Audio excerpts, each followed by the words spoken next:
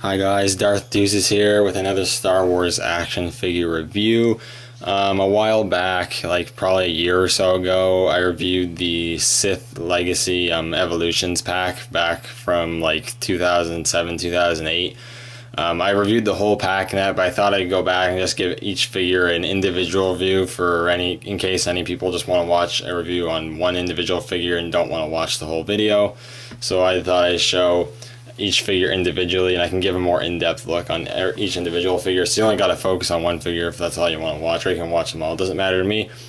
But first off, there's 3 figures in the pack, and the first one is Darth Maul. This is a pretty cool Darth Maul figure.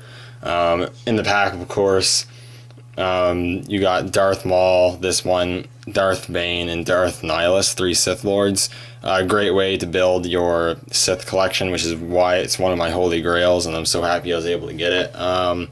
It's definitely a pretty hard pack to find. It's an expensive pack to buy online and whatnot. But sometimes and you can also buy each individual figure, and this one is probably the easiest one to get, aside from being released in the pack, which was released twice. It was released in 2007 as part of the 30th anniversary line, and then again 2008 as part of the Legacy Collection line, I do believe, in the blue and white packaging.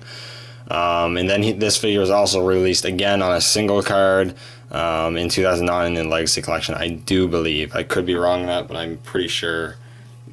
So he's had one extra release as the other 2, which have only been released in the Evolutions pack. This guy has been released outside of it, which is why he's a little easier to get.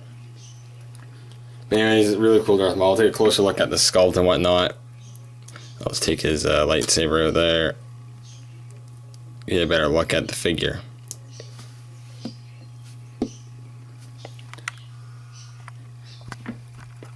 So the detail on this guy is pretty cool. Just gonna raise that up a bit. Zooming in on the head sculpt there, and the head sculpt's nice. It's definitely one of the better Darth Maul head sculpts, not the best, which I'll show with some comparisons later, but really good. You've got the Sith eyes painted, which are painted pretty well. You've got the gritty teeth there, which is pretty cool. He's got sort of like a snarl going on, which is cool. Tattoos are nicely painted for the most part, pretty accurately painted. The red shade of red and blacks are nice. It's a deeper red, which I like. The horns are painted okay. I wish they were painted more on down. Like only the tips were like kind of dabbed in paint. I wish the whole horns were painted. That's a small issue, but it is sort of bothersome. On the rest of the figure, you do have, this is a shirtless version of Maul, which I like to dub my training Maul. I use him for my sort of training Darth Maul. But you've got these Sith tattoos on him, which is awesome. Looks really good. They're all very nicely painted, very accurately painted. Got them continuing on the arms there. The musculature is relatively well sculpted. The ball hinges in the shoulders are a little obvious, but aside from that, it's not too bad. And you have a plastic belt there with a plastic front part, and you've got soft goods lower robe, which is very cool and allows for more articulation. And looks pretty good. It works pretty well for the figure. Then you've got the just normal black pants sculpted underneath, and some glossy black boots painted and sculpted, which look pretty nice. So it's definitely a nice looking Darth Maul figure. I got nothing really wrong with the look of it. It looks pretty cool. He is a slightly smaller figure. He stands a bit shorter than everyone else, which makes sense. He is shorter, a shorter character. He is a bit small, but he looks pretty good. I do like the look of this guy a lot. In terms of articulation, he's pretty good. He has ball jointed head, which moves up a bit and moves down a little bit, side to side there, and a decent amount of pivot actually. Ball and shoulders, which move pretty well. You can get him up over his shoulder, which is pretty awesome. Ball hinges at the elbows, which move good. A rotation at the forearm, which is good. A ball joint at the waist, so you can get some pivot. Actually, maybe not. Oh yeah, you can get a bit of pivot, and you can get crunch motion. You also got a rotation in the waist, swivel hips, ball hinge knees, and ball hinge ankles. So you can get this guy in some pretty good poses. He has quite a bit of articulation, not like figures nowadays, unfortunately, but you can get some good poses out of this guy. I do like the posability on this guy. It's pretty good. In terms of accessories, it only comes with one accessory, which is his lightsaber, which is, I suppose, all he really needs. It would have been nice if he came with maybe like a robe or something, or whatever, maybe a lightsaber hilt, but here's the lightsaber. The shade of red on the blade's nice. It's a light kind of red, which looks alright. And you got a silver hilt with some black and red paint apps on it, which makes it look really good. I really do like the added paint apps on this lightsaber. One cool thing to note is that the lightsaber actually doesn't have the flare effects at the ends of the emitter, which is kind of interesting. It makes it a little more unique.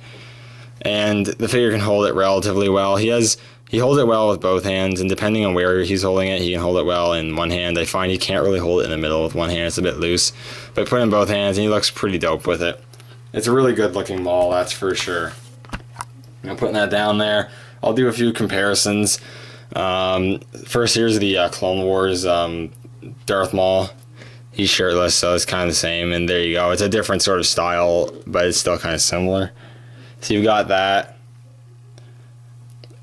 And then you have the Vintage Collection Darth Maul, which I think, you know, they're both really good figures, but the Vintage Collection Darth Maul is superior in very many ways. I mean, you obviously got the full clothed look. He comes with a ton more of accessories, though, a ton more features. Articulation's better on him, and even sculpt and paint to a degree is better on him. I'll get a closer look at the head sculpt, just so you can take a quick look. I mean, just looking there, you can just tell that the Vintage Collection one just blows the other one out of the water in terms of head sculpt. I just love the Vintage Collection one. It's an awesome Darth Maul. This one's really good too, though. It definitely shouldn't be underestimated. In terms of value for this Darth Maul, he's gone up in price a bit, but you can find him. He averages around $20-$25 loose and carded. He might be a little more carded, but on the single card, but loose he's around $20-$25. You might be able to get him cheaper if you just hold out on him.